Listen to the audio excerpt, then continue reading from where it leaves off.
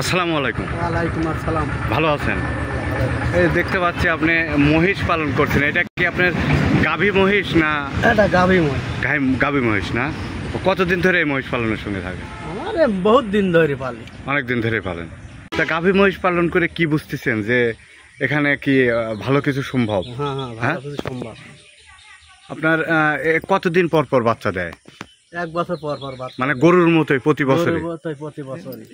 মাঠে যে নিয়ে যায় খাওয়ান, এতে খরচ কিরকম? খুব কম হয় না? খুব কম, সীমিত খরচই নাই। কতদিন মাঠে খাওয়াতে পারেন? গত 6 মাস। 6 মাস খাওয়ানো যায় মাঠে না? এই যে মহিষ দেখতে পাচ্ছি, এগুলো কি আপনার কিনা না হয়তো বাড়ির থেকে হয়েছে? না, এটা আমার কিনা। এগুলি আপনার কিনা? এগুলো আমার কিনা। ও, মানে এই মহিষ আপনার কয় দাঁতের বা কত বয়সে কত টাকা দিয়ে কিনছিলেন?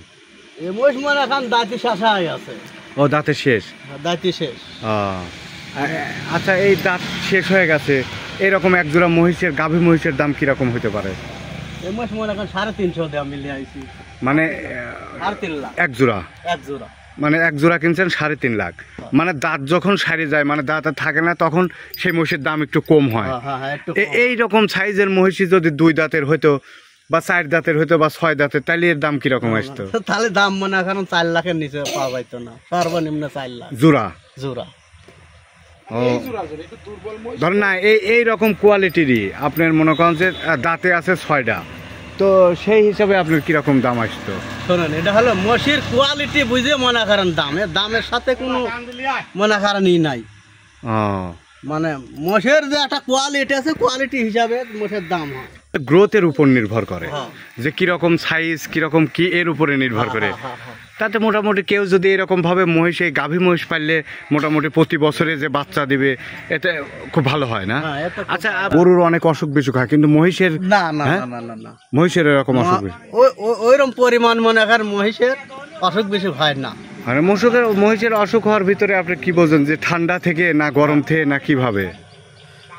ঠান্ডা লাগলেও মনে করেন মহিষের সমস্যা হয়ে যায়। মানে ঠান্ডা লাগলে? হ্যাঁ, ঠান্ডা লাগলে। মানে শীতের সময় যদি বৃষ্টি বা ঠান্ডায় অতিরিক্ত ঠান্ডায় থাকে, এর বেশি সমস্যা হয়ে যায়। মানে দুর্বল জিনিস হলে পরে আপনার ঠান্ডা লাগে, আর দুর্বল যদি না থাকে তাহলে ঠান্ডাও দেখা যায় যে খুব লাগে না, খুব কম লাগে।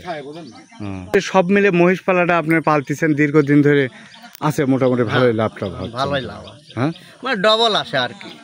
মানে আবার এর দুধের দামও কিন্তু আপনার বেশি। দুধের দাম মনে করেন 80 টাকা, আর গরুর দুধের দাম 50 টাকা, 50 টাকা, 40 টাকা। মানে সেই হিসাবে সব দিক থেকে দেখা যায় যে আবার ঝামেলা কোনো অসুখ বিসুখ কম হয়, ঠিক আছে। জেনে জেনে ছাড়ি দিয়ে আসলে পারে, তাও মনে করেন যে ওর পিছনে তেমন একটা সময় দেওয়ার প্রয়োজন হয় না।